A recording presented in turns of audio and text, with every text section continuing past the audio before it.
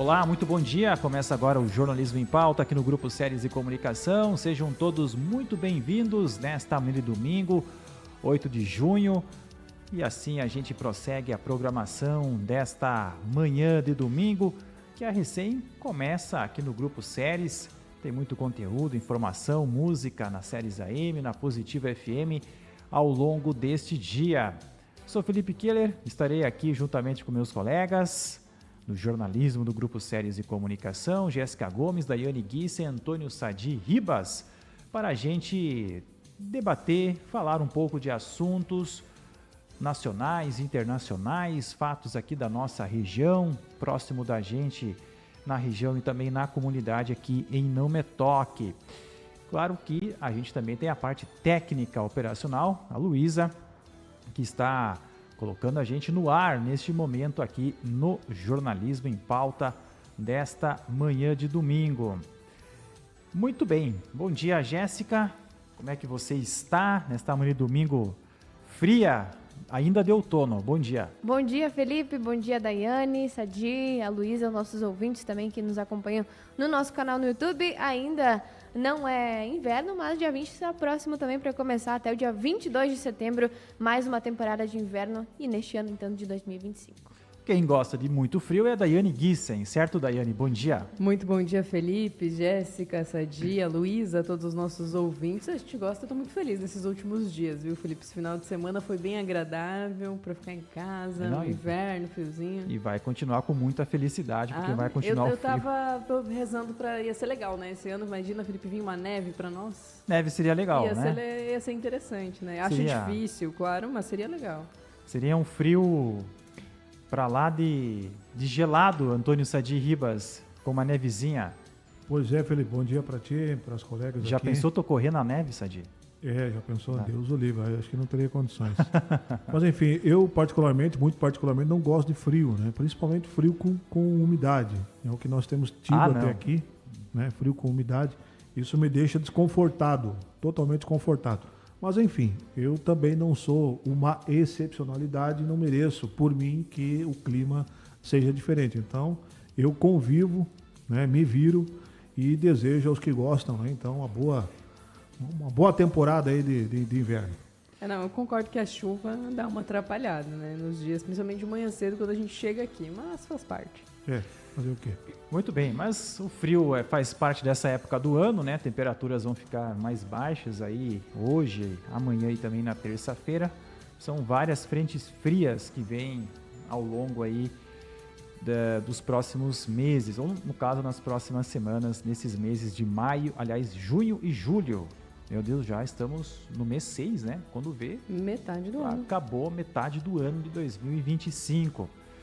Vamos lá, então, com as nossas pautas aqui do Jornalismo em Pauta. Nesta manhã de domingo, o presidente Lula esteve em Paris, na França. Como é bom ir à França trabalhar, fazer acordos, ou apenas viajar, né?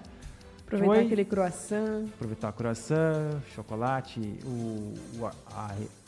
o cardápio é croissant e chocolate quente. E chocolate quente. Ou é o cafezinho mesmo? Aqui, eu acho que eles têm os dois. É os dois? É os dois? Eu não sei não qual que é. Não tenho certeza também, fiquei na dúvida agora. Mas eu não sei, é croissant e chocolate quente, é croissant e café. Agora eu fiquei na dúvida. Quando a gente for viajar lá, o primeiro que for lá, fala. Combinado? Justo. Primeiro que for lá, Luiz... Quem pagar minha viagem também? Ah, pois é. Sorteio. Quem for, convida os outros. Mas, enfim, como nem tudo em Paris é mil maravilhas, o presidente Lula cobrou lá na capital francesa, do presidente francês Emmanuel Macron, a assinatura do Acordo de Livre Comércio entre a União Europeia e o Mercosul. É claro que teve cumprimentos, abraços, elogios, mas as divergências também acontecem quando o assunto é business, é negócios e a defesa dos produtos franceses ou do comércio francês frente à entrada de produtos, por exemplo, do Brasil no mercado da França. A principal divergência francesa está numa possível competição entre o agronegócio do país e o da América Latina. E aí a gente entra sobre vários assuntos, né? Calçados, vestuário, vinhos, Imagina, né, vinho da Serra Gaúcha chegando no supermercado francês, ou enfim, mas ao mesmo tempo abriria mercados para produtos franceses chegarem até as prateleiras do consumidor brasileiro. Enfim, uma viagem de tentativa de negócios, mas também foi uma viagem turística do presidente Lula, que fez uma selfie lá na Torre Eiffel, né, toda de verde e amarela. Na prática, teve ali a assinatura de alguns acordos, mas o Mercosul em si continua como está, ou seja, não teve nenhuma grande evolução bilateral entre os dois blocos econômicos. Acho que vai ficar por assim. Foi mais uma discussão meramente política, de proximidades ideológicas talvez entre os dois presidentes, mas o Macron não vai, me parece que ele é contra a situação de proximidade do Mercosul, porque o protecionismo do agro francês é muito grande. Não sei se o Sadi, a Daiane e a Jéssica tem uma ideia com relação a isso. Eu acharia legal um acordo entre os dois países, entre os dois blocos comerciais. Eu acho que abriria mercado para muito produto, por exemplo, aqui do estado do Rio Grande do Sul, por exemplo. Eu gostaria. O Macron, na verdade, ele falou que o bloco europeu exige regras ambientais mais rígidas do que os países aqui da América do Sul e que essa é uma das principais divergências e que ele sugere que se houver um acordo, então, que se inclua ferramentas que limitem a venda de produtos agrícolas.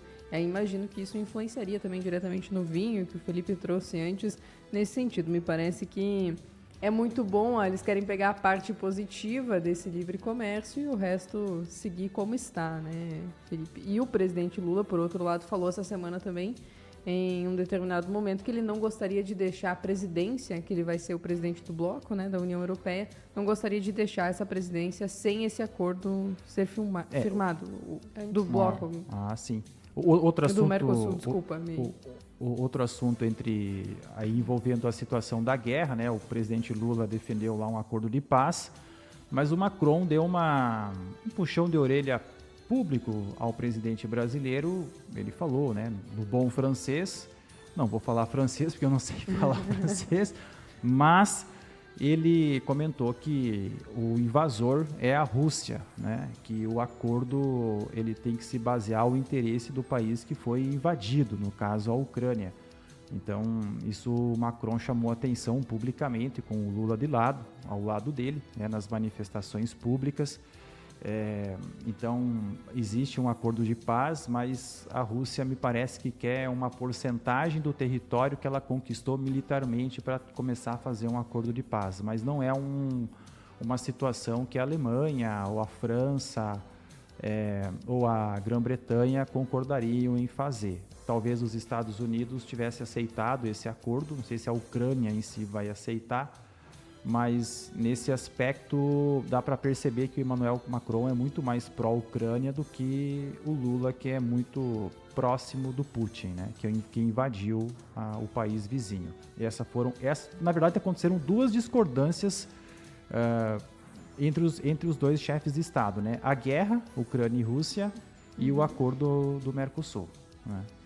Felipe, essa visita do presidente Lula com a primeira-dama a Paris, ela está em volta de várias nuances e ela tem muito mais um cunho turístico do que qualquer outra coisa, sinceramente. Eu, com todo o respeito ao presidente Lula, com todo o respeito ao Macron, né, falo como cidadão aqui do Brasil, mas o presidente Lula, como disse a Daiane, vai assumir o Mercosul ano que vem, e ele fala aos quatro ventos como se nada pudesse acontecer a partir da manifestação dele, né?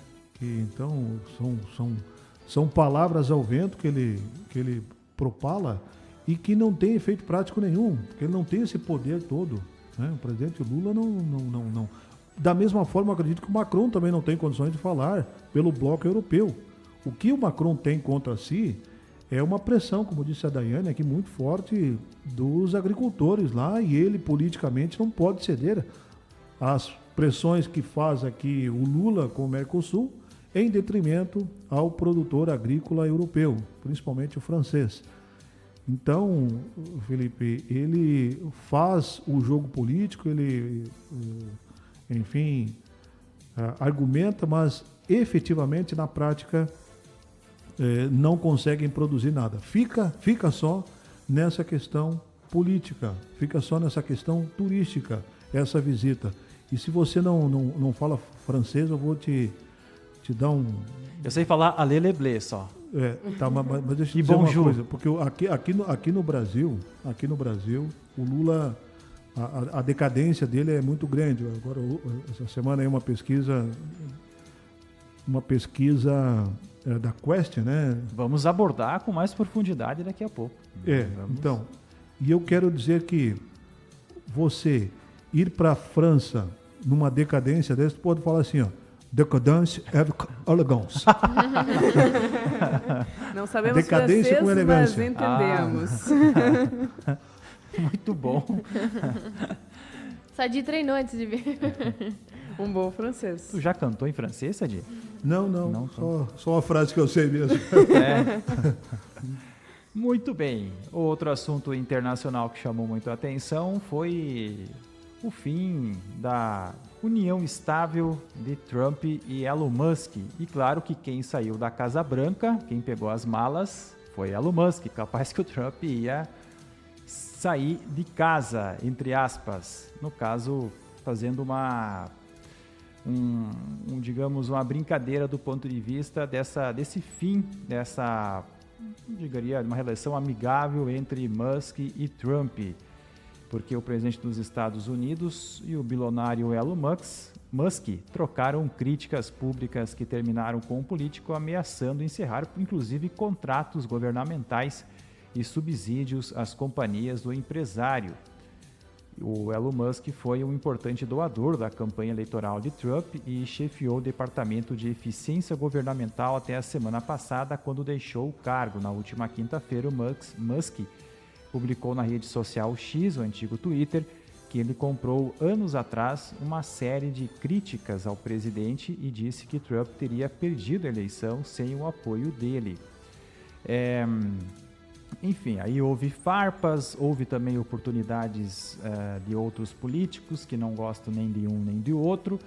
O fato é que não tem mais uma união política entre os dois, né? O presidente dos Estados Unidos e o bilionário em conversa na Casa Branca. Então, o Musk sai da Casa Branca e o Trump fecha as portas e segue a vida. Uma das críticas é porque havia um pacote econômico que poderia gerar talvez alguns gastos que o Musk não gostou e tudo mais.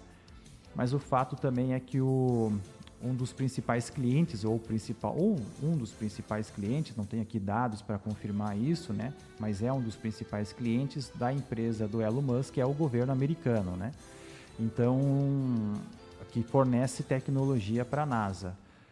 Enfim, ficaram aqui acusações de um lado do outro, mas se encerra, digamos, uma união estável política entre um bilionário e o presidente dos Estados Unidos, ou na época candidato, né, quando ficaram amigos, ficaram próximos. Eles têm algumas opiniões semelhantes, como, por exemplo, a utilização das redes sociais, liberdade de expressão em redes sociais, bem diferente do que se tenta regulamentar aqui no Brasil, com relação às redes sociais, chamadas Big Techs, né, as empresas de tecnologia. Mas terminou esse casamento político, vamos dizer assim. Musk volta para casa e o Trump permanece na Casa Branca sem o Musk. Pois então, Felipe, nós temos o homem mais rico do mundo e o cara mais poderoso do mundo. O que pode dar isso? O que pode redundar nisso? Briga feia, como diz aquela música do Henrique e Juliano. Mas aí tem um outro viés nessa briga, porque ela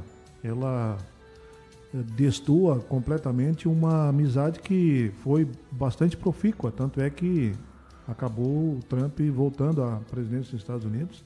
Eu fico imaginando, na intimidade desses dois, principalmente, o tipo de negócio que esses caras conseguem produzir. O fato é, em última análise, é que eles acabaram protagonizando realmente cenas assim, com esse episódio aí principalmente, e agora a última informação dá conta que o Trump tem um Tesla, das marcas de carro do Elon Musk, e que vai se desfazer, quer dizer, não quer mais. Quer dizer, esse tipo de coisa, a demonstração que eles passaram para o mundo, a demonstração que eles passaram principalmente para quem tinha o Trump como referência, né, é muito negativo. É algo assim que realmente eles não precisavam passar por isso. A gente não sabe, né, qual que são os interesses ali dos dois. Claro que o Trump tinha interesse de ter o apoio do Musk para ser eleito, né? E da mesma maneira o Musk, estando ao lado do presidente na Casa Branca, ele poderia ter muita força, né, dentro dos seus interesses de business, dentro dos interesses de negócios nos Estados Unidos. E eu acho que alguém ali disse não, a nossa linha, nosso limite é aqui, daqui para frente. Eu acho que foi muito mais no lado do Trump, por ser presidente mesmo. Olha, Musk, eu acho que também. A gente não pode... Deve ter sido ele que tomou a iniciativa. Eu sou presidente, eu tenho que governar para todos. Eu tenho as minhas ideias, tenho a minha agenda de governo, inclusive você faz parte dessa agenda. Mas quando você governa e deixa de ser político de oposição ou ativista e assume um cargo como gestor, eu acho que o teto ele é um pouco mais baixo, né? Ele é um pouco mais controlado, mais conservador, assim. Não sei se o Musk exigiu dele, etc. O Musk ainda falou que sem mim o Trump teria perdido a eleição. Então, algo de rixa em um dos lados, com certeza. Eu não sei. Eu acho que ele não teria perdido a eleição, mas boa parte do apoio que ele conseguiu ali e a união dos dois fez com que a campanha do Donald Trump ficaria mais caro para o Trump a eleição, né? Porque foi muito bem paga. Foi muito bem paga. E teve nessa briga pública que eles tiveram, né? Eu acho que essa foi a parte que também denegriu ainda mais a imagem, porque foi pública a briga. O Trump disse que estava decepcionado e que ele estava se tornando insuportável. Então, eu acho que o Elon Musk também achou que estaria no governo e teria um certo poder sobre a presidência, o que o Trump não aceitou também. É que é difícil você, por exemplo, no caso ali especificamente, você apoiar um governo da forma como o Elon Musk apoiou o governo, financeiramente inclusive, com o prestígio dele, não querer nada em troca, né? Por simplesmente ser patriota. Até porque o Elon Musk não é americano, né? Ele é sul-africano. Isso. Sul-africano, né? Se não me engano, é sul-africano, a origem dele. Inclusive, essa semana que passou aí, ouviram-se informações ou rumores de que poderia ser ele expulso dos Estados Unidos, né? Duvido que expulso, porque os americanos gostam de gente que tem dinheiro, de gente que produz dinheiro. E o Elon Musk é um cara que produz dinheiro. Agora, ele quis com certeza também impor as suas ideias, impor os seus tentáculos no governo. Ele já tem contratos com o governo americano, né? SpaceX é uma das que tem uma parceria muito, muito firme com a NASA, né? Produz materiais que nessa tecnologia espacial que os americanos têm através da NASA, o Elon Musk é um baita de um contribuidor. Agora, que houve um ruído muito forte e ele é financeiro entre os dois, com certeza isso houve.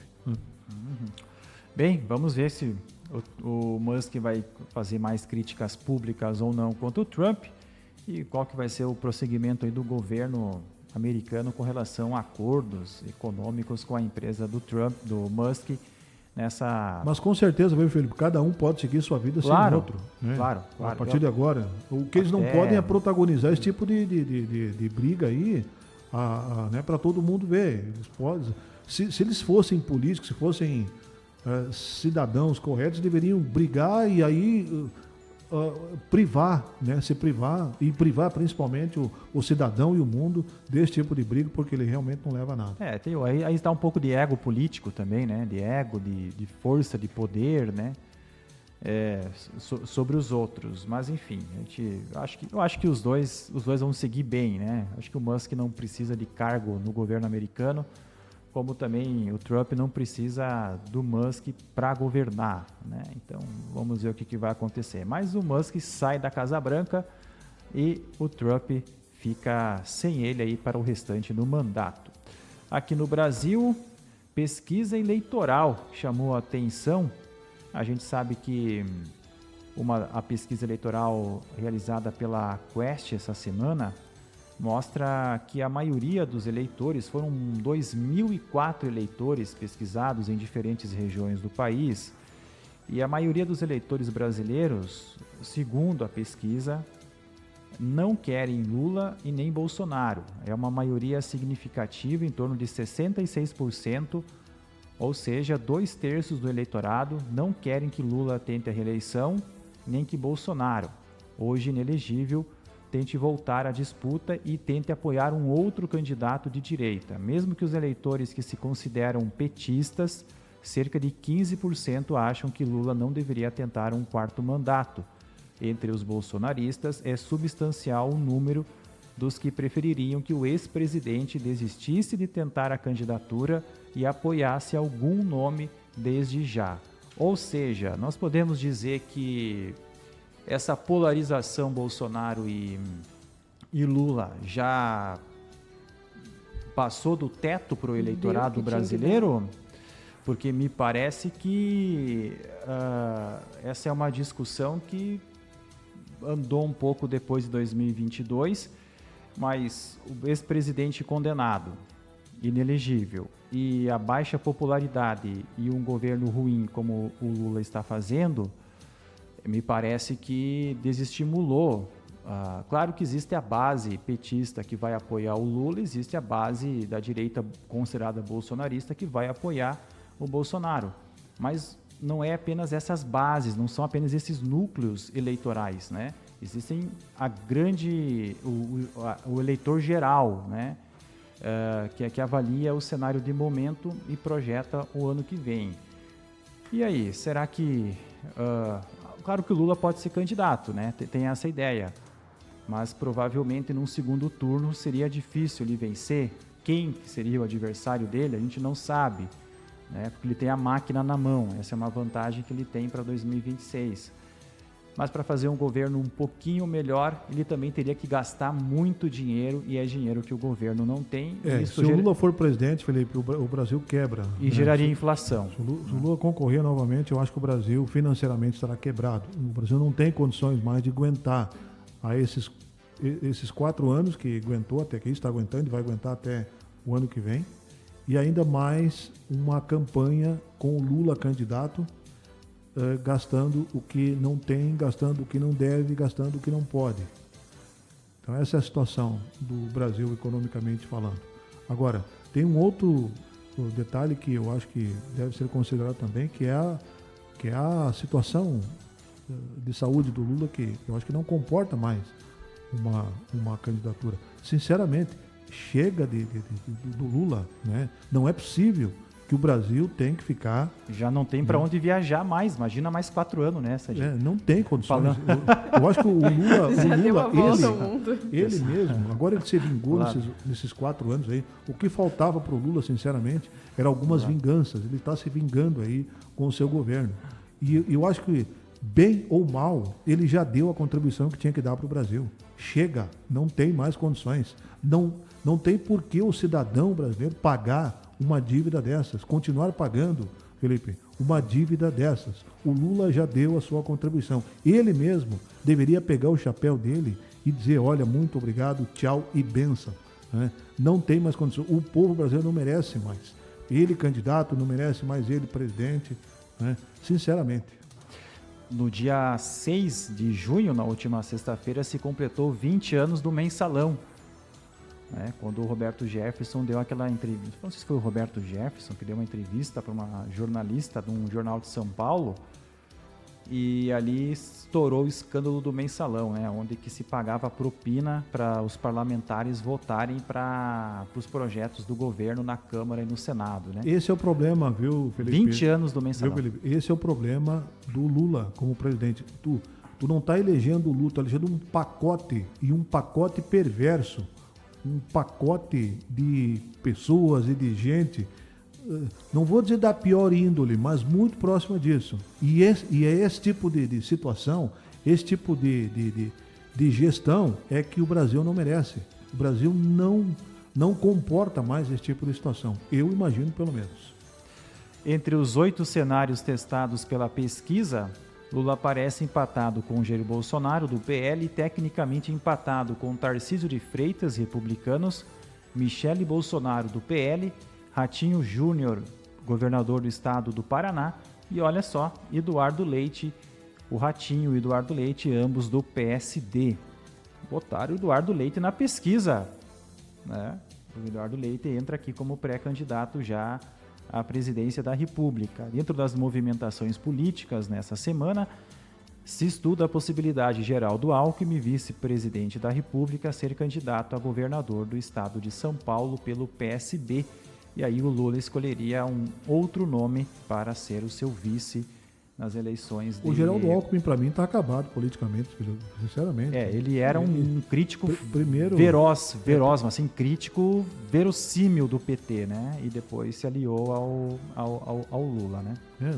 Por essas e por outras, eu acho que muitos políticos do Brasil já passaram.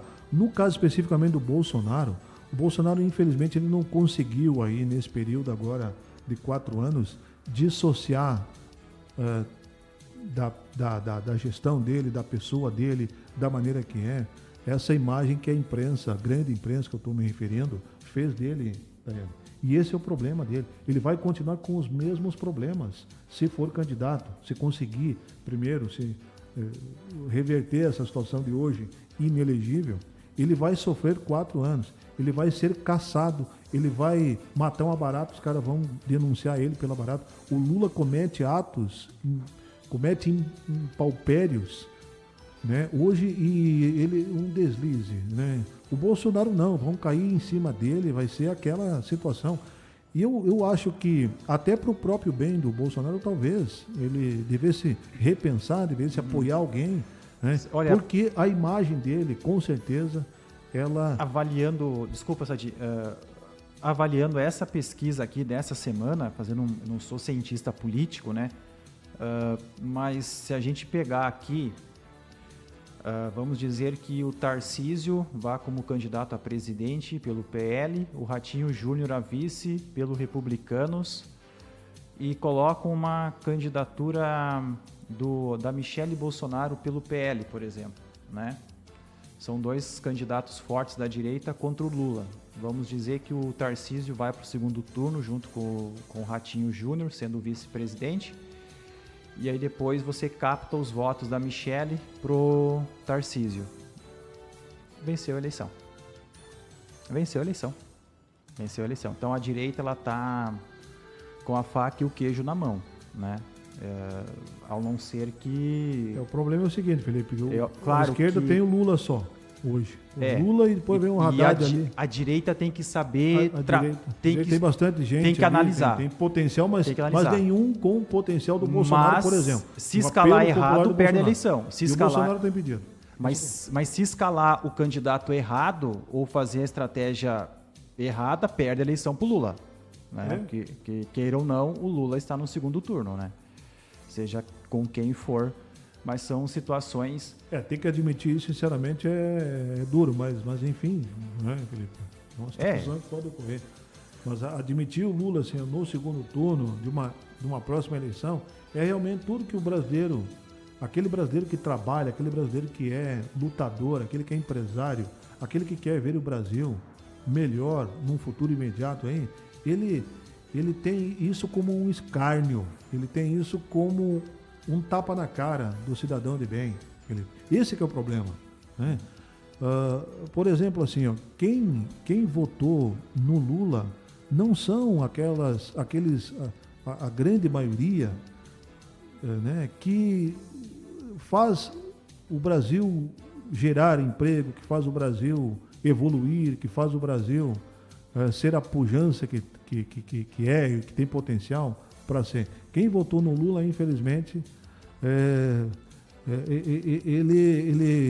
ele, por exemplo, não está sentindo nada agora dessa crise aí. Por quê? Porque tanto faz para ele, né? Agora, quem gera, quem produz, quem sente muito essa situação aí não concorda com isso. Olha, muito interessante esse cenário aqui feito pela pesquisa, né? E olha, é uma situação, se fosse do governo, ficaria muito preocupado com essa pesquisa. Ficaria muito preocupado porque a impressão que dá é que a direita só vai perder para ela mesma, né? Avaliando essa pesquisa. Porque nomes tem, nomes fortes e populares tem, ou seja, não é que a eleição está ganha, mas tem que escolher cada nome no seu lugar certo, né? Eu achei estranha essa pesquisa, porque ela só faz no segundo turno. Por que não fez no primeiro turno? Isso que eu queria entender, mas em tudo bem, eu não entendo nada de pesquisa. Eu acho que as pesquisas não adiantam nada, Felipe, se você tem outras situações que podem definir uma eleição, né? Claro que pesquisa é cenário de momento. Daqui a 3 meses pode ser, né, sai uma outra pesquisa aí muda, né? Dependendo muito também. Porque se você fizesse uma pesquisa de primeiro turno, quem sabe o Lula nem estaria no segundo turno. Eu duvido, sinceramente, que o Lula possa estar no segundo turno. Podemos fazer esse questionamento, né? Será porque que Lula ficaria... Se tanta gente está votando na direita, se tem tanta gente na direita lá, esses que foram citados aí, tem o Caiado, tem o Ratinho Júnior, tem o Zema, tem o Tarcísio. Só que são 4 que eu citei aí. Esses todos muito bem votados, né? No primeiro turno, eles vão receber votos também, né? Agora, eu concordo contigo num aspecto. Eu acho que a direita realmente tem que trabalhar muito bem. Esses todos aí que eu citei, esses candidatos todos aí, eles têm que ver o melhor momento e trabalhar pelo Brasil, né? Trabalhar pelo empresariado brasileiro, trabalhar pela economia do Brasil, trabalhar pelo agronegócio, viabilizar uma candidatura, né, uma possível candidatura que vá de encontro a essas necessidades que tem o brasileiro, né? Mudar essa postura de um país, de uma nação assistencialista, né? Nós não precisamos de um país assistencialista, Felipe. Nós precisamos de um país que gere emprego, que gere renda e pessoas também que pensem da mesma forma. Muito bem, a gente só fez uma análise aqui então dessa pesquisa a partir com dados e projeções de segundo turno, né?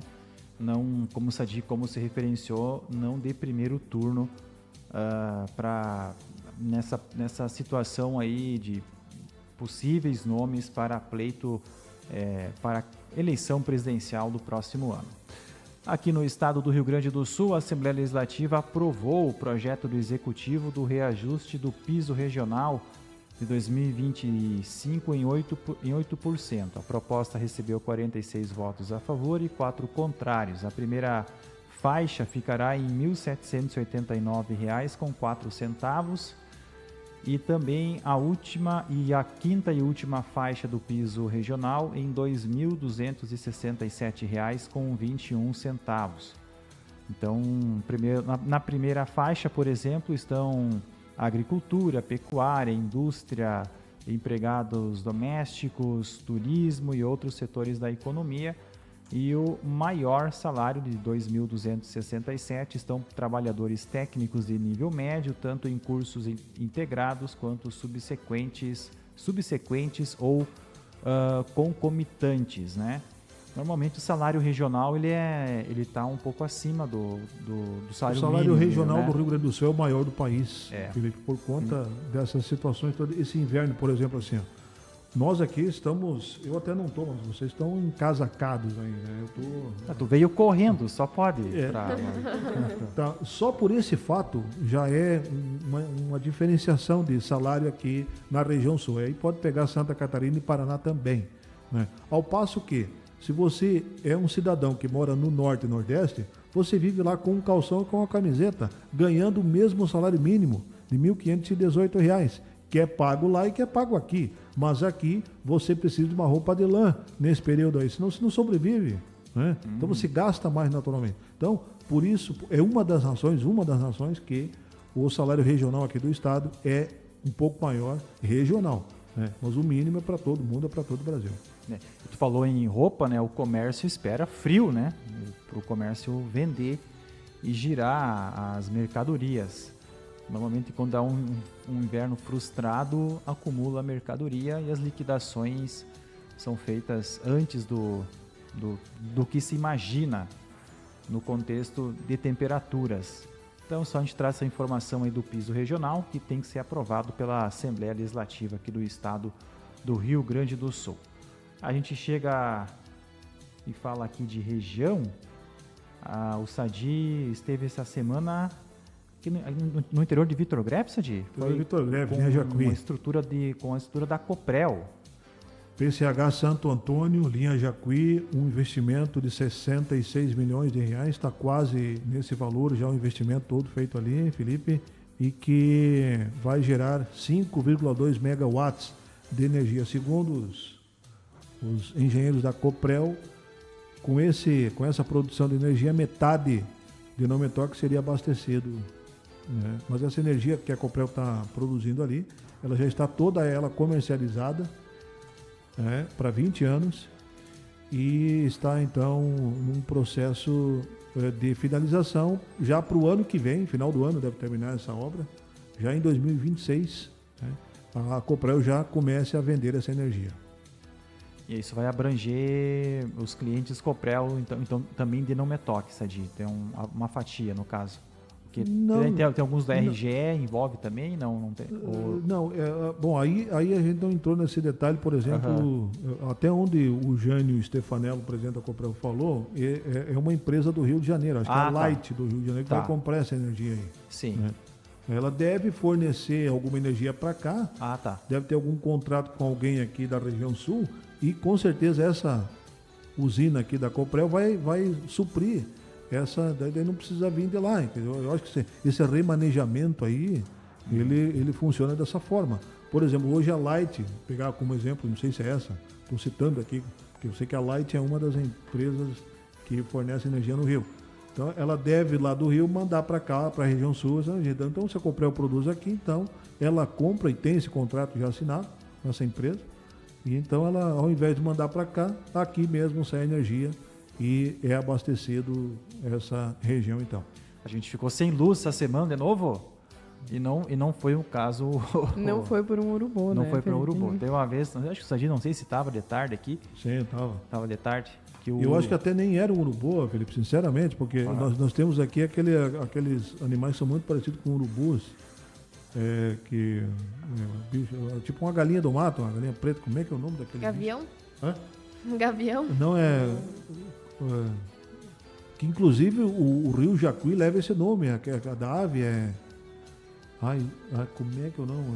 Esqueci o nome do bicho. Deixa eu ver se eu acho aqui, Felipe.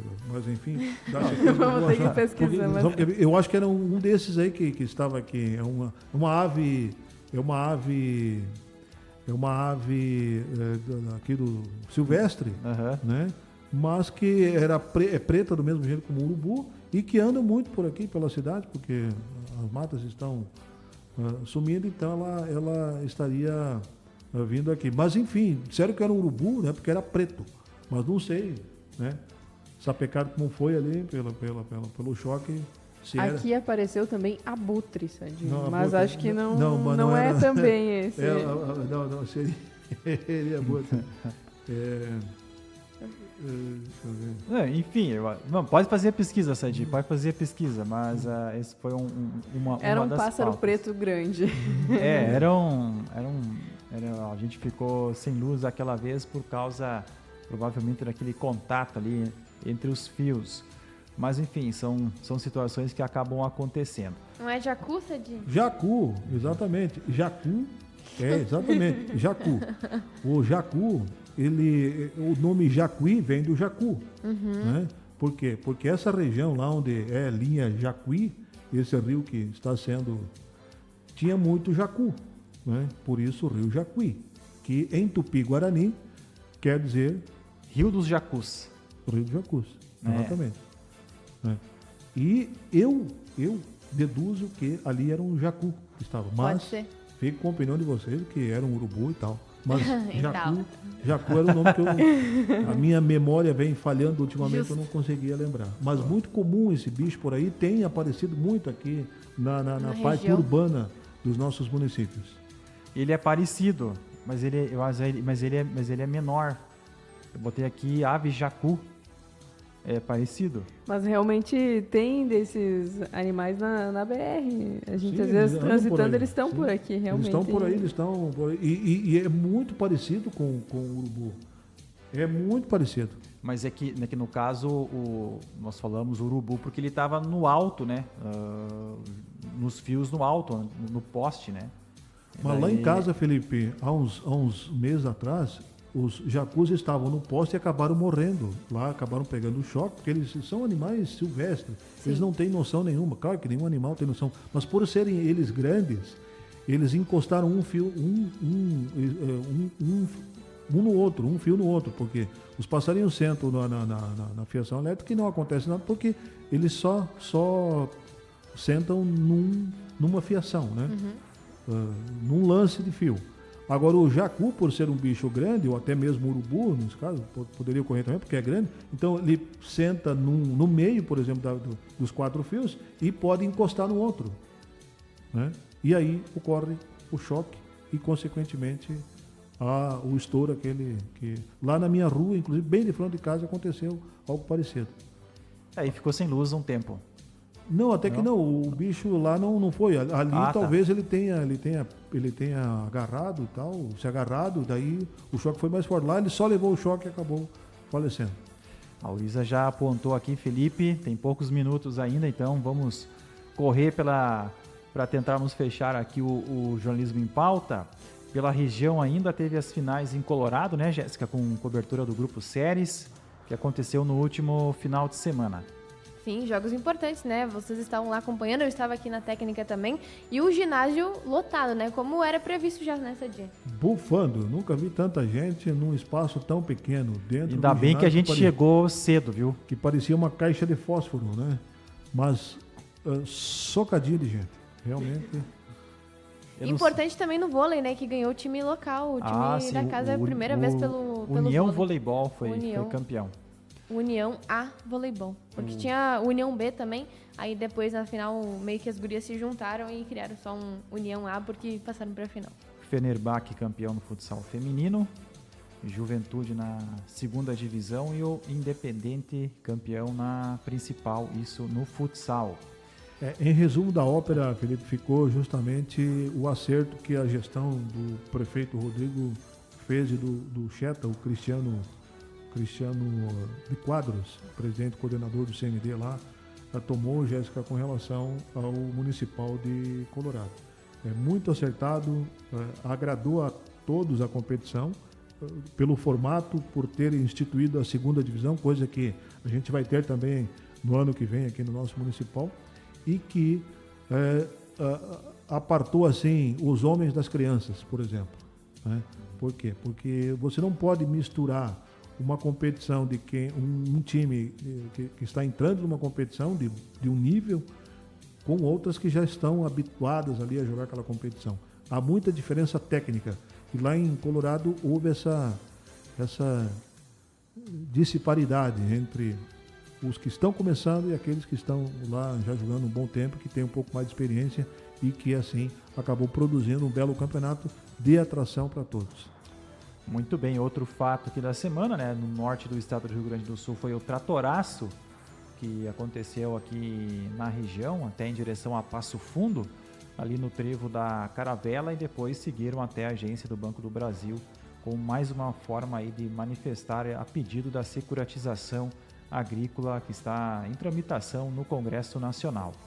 Outro assunto que a gente traz aqui, mais notícias locais, né? A Cidade Limpa, que foi um assunto que o prefeito Maninho, Gilson dos Santos Daiane, também trouxe no Central de Notícias, né? Exatamente, o prefeito esteve aqui essa semana no Metoque e ficou como a 5ª cidade mais limpa aqui do estado do Rio Grande do Sul. E isso se deve a toda a organização e planejamento. O prefeito falou comigo, com o Sadi, justamente sobre isso, sobre o quanto educar a comunidade, a população também, pelo descarte correto do lixo e também esse cuidado, né? A gente já tem a Expo Direto, que realmente é um exemplo de limpeza, e da mesma forma isso está sendo trazido para a comunidade, para a cidade de Nome Toque. Tem os projetos também do Reciclando Juntos, que faz esse incentivo também, e também ajuda no índice de desenvolvimento humano aí no município de Nome Toque. entre outros assuntos aí também trazidos pelo prefeito, inclusive o novo empreendimento também da Corsã, que teve aí agora o início desse tratamento de esgoto aqui para Não Me Toque, facilitando também a limpeza dos Poços Negros, né? Aqui no município, Felipe teve acompanhando esse lançamento, mas muito importante para o saneamento básico aqui do município. Diminui bastante o custo do morador em fazer a limpeza do Poço Negro, né? Das fossas, no caso. E porque aqui no Metoque, há muitos anos atrás, sempre tinha alguém sempre fazia esse serviço, cobrava pelo serviço e os dejetos ficavam, digamos, em lavoura, né? E aí, e daí depois esse serviço não continuou mais e depois teve a Corsã fazia esse serviço, mas era caríssimo, foi R$800, R$1.200 o Maninho trouxe. Então era um serviço que tinha todo um custo logístico ainda, porque tinha que levar a Passo Fundo, então daí teve um projeto, uma estrutura ali temporária, e agora esse investimento aí da Corsã aqui no município, claro que também tem uma fatia do município também que contribui para a realização desse serviço, mas diminui bastante, né? Do que era R$1.000, passa para R$400, R$500, né? Então, e que vai poder ser parcelado também, né? Junto à conta do contribuinte. Mesmo então, assim, se você analisar, é caro, mas na comparação realmente é uma redução fantástica, né? Mais de 50%. E você pode fazer, fazer... 1.200, né? 1.200 para 400, então dá bem 70, mais de 80%. E você pode fazer, e aí você, por exemplo, às vezes como tinha que levar para Passo Fundo, você tinha que ter uma demanda para o caminhão fazer várias limpezas para ir levar a Passo Fundo, por exemplo, né? Agora não, você pode fazer várias limpezas durante o mesmo dia ou na mesma semana, porque vai esse material aqui no Metoque.